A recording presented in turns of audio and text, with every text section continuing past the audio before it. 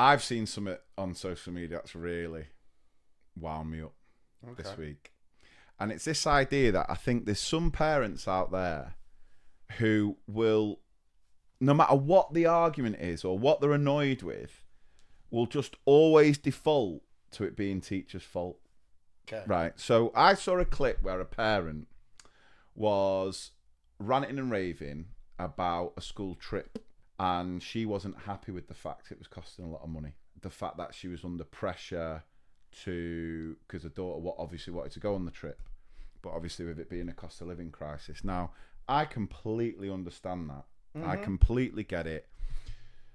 And I understand how difficult it is. And actually, I'll tell you this now, that so many schools are just not doing school trips.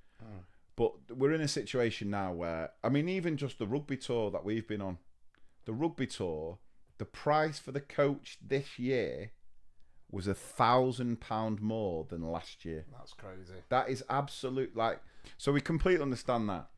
But then I went into the comments, and I know that you should never do that.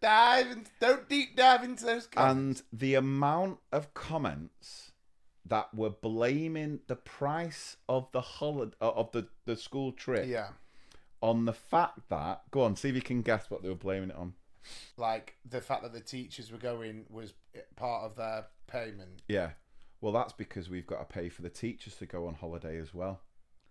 Holiday, right? Holiday. And I could not.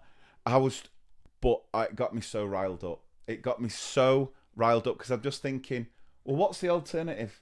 What, the kids just go on their own? Yeah. Do you not want your kids supervised? And what are you suggesting that teachers are supposed to pay? Teachers are supposed to pay to go on a school trip. If anyone had an idea of the time that goes into organising a trip for one, right? Crazy. If you had any inclination into the risk assessments that go into organising a trip, the amount of boxes you have to tick to make sure you've got everything covered, the fact that the medical issue, the amount of children that will have medical issues, dietary requirements. Oh, this idea that it's expensive because you got to pay for the teacher to go on holiday. It is not a holiday. No, it is not relaxing in any. If anything, when teachers get back off a residential or a school trip, they need to go on holiday. Yeah. Now, the sacrifice teachers make here is that they are giving up their own time with residential school trips, because it's not a case we take them on the school trip. Once you get to 3 o'clock, 4 o'clock, that's it. See you later. It's game over. It's over, and the teachers don't get that time back. So don't get me wrong.